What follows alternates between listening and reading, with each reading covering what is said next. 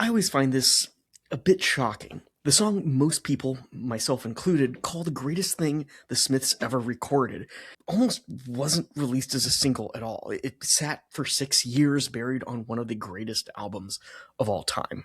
Yes, I'm talking about There Is a Light That Never Goes Out, from The Queen Is Dead, 1986. All I can say about There Is a Light That Never Goes Out is that it's probably one of the greatest songs that's been written in the past 100 years.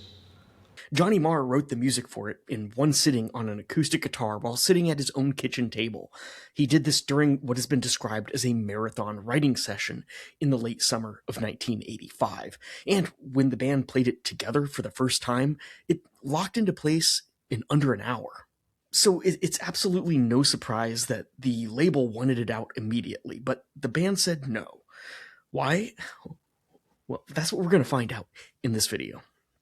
Hi, I'm Andy, host of Poetic Wax, a weekly music history series where I dig into the record collection I've been building since the 1990s to explore the story of a band, album, or song from within.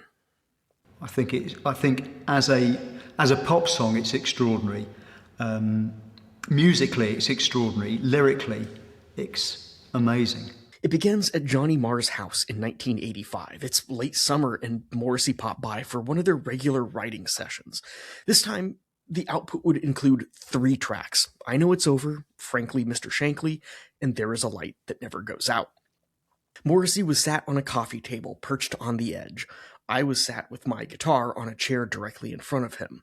He had a Sony Walkman recording, waiting to hear what I was going to pull out. So I said, "I've got this one," and I started playing these chords. He just looked at me as I was playing. It was as if he daren't speak in case the spell was broke.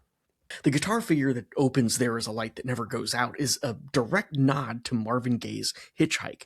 Actually, Marr lifted it from the Rolling Stones cover of the song off of Out of Our Heads from 1965, which also inspired the riff There She Goes Again by the Velvet Underground off their truly classic album, The Velvet Underground and Nico from 1967.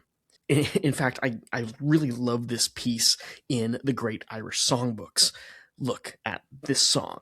Referencing Marr, the guitarist described the motif as an in-joke to see if the music press would attribute the influence to the Velvet Underground's There She Goes Again, which he contended doffed the cap to Hitchhike. I knew I was smarter than that, Marr observed. I was listening to what the Velvet Underground were listening to.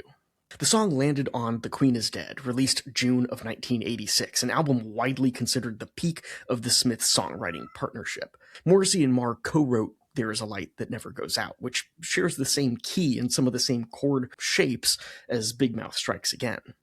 We did it at the start of the day. It was an enjoyable 40 minutes. When we all got together, 1, 2, 3, 4, it was the first time all 4 of us had heard what it sounded like. It was magical. Jeff Travis, owner of the band's Rough Trade label, thought it should be the single, one that would announce the Smiths' comeback after a 9-month gap between albums, padded, of course, by a few singles in there. Marr disagreed. He pushed for Big Mouth Strikes Again instead. And biographer Simon Goddard has floated a pretty blunt theory as to why. The song built around double-decker buses crashing and 10-ton trucks arriving as this kind of romantic mercy killing probably wasn't going to make it past daytime radio programmers in 1986, no matter how good it sounded. So the song that would eventually top Best of Smiths lists for the next 4 decades spent its early life as an album deep cut.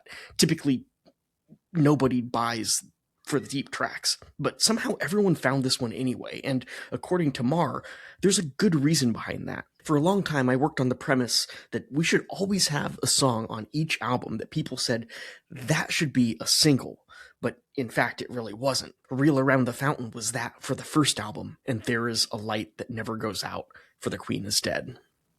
Recording started in September of 1985 at RAK Studios in London. Originally, during rehearsal, they played it in the key of F sharp minor. 4 days later, though, they came back with a new version, this time in C sharp minor. If it was a song that Morrissey hadn't actually sung before he'd gone in the studio, Johnny would have to change the key of the song to match. You know, Johnny might have written the song, say, in E, and Morrissey writes a melody which suddenly it sounds too low, so everything would have to go up to F sharp So they'd either tune everything up physically to F sharp or put a capo on the second fret. The new one included a string arrangement Marr had composed himself on a sampling keyboard, an emulator. On the finished album, that string part gets a kind of a joke credit, the hated Salford Ensemble. By most accounts, Morrissey wasn't really sold on the synthesized strings replacing a real orchestra, but there simply wasn't a budget for one. Allegedly, the band also wasn't too keen on bringing other musicians into the studio, though they had done so with demos for The Queen is Dead. Dig into the box set, and you'll find a truly stunning trumpet solo tucked just after the 2-minute mark on Never Had No One Ever that basically carries the near 5-minute demo cut of the song through to the end.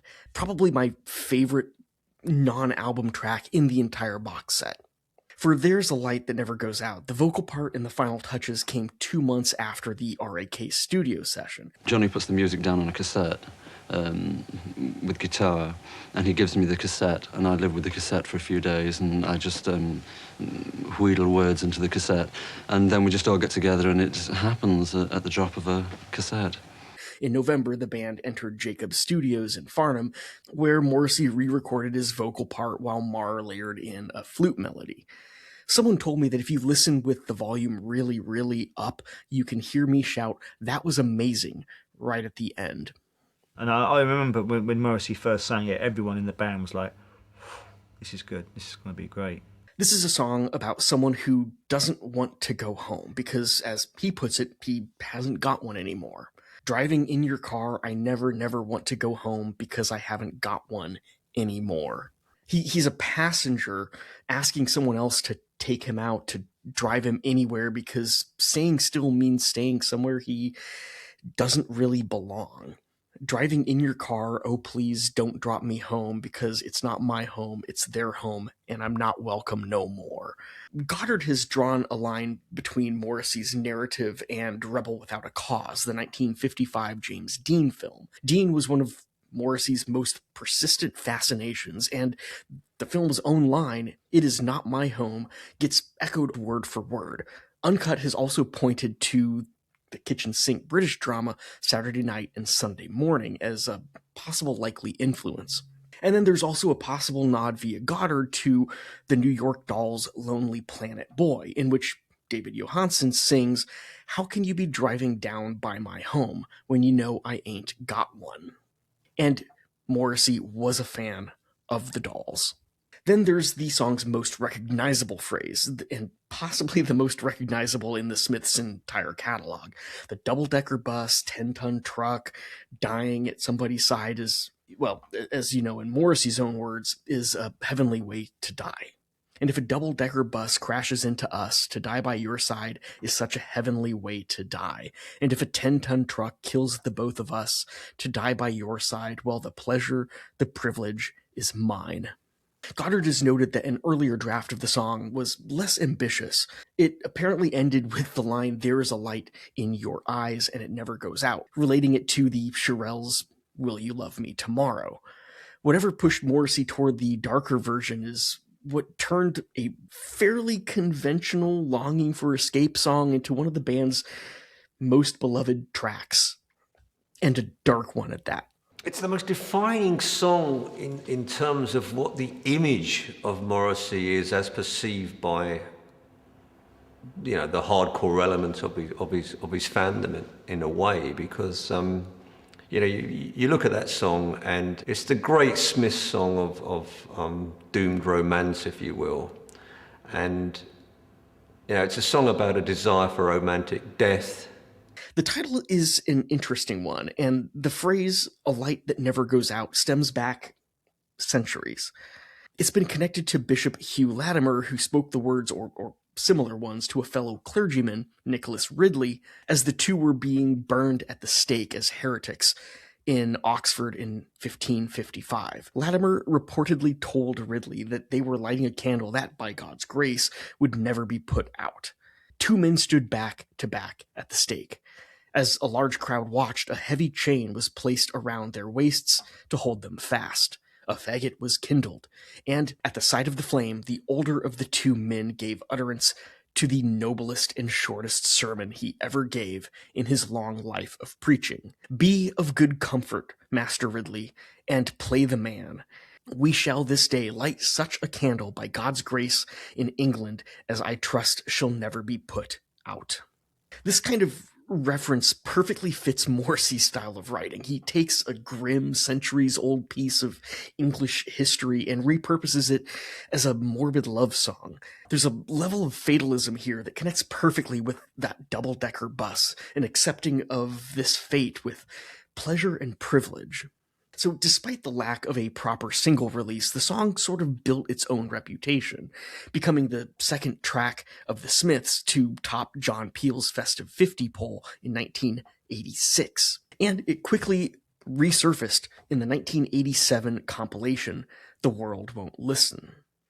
But it wasn't until October of 1992 that it was finally released as a proper single, this time to promote a different compilation, Best 2, which actually I believe I just saw has been reissued.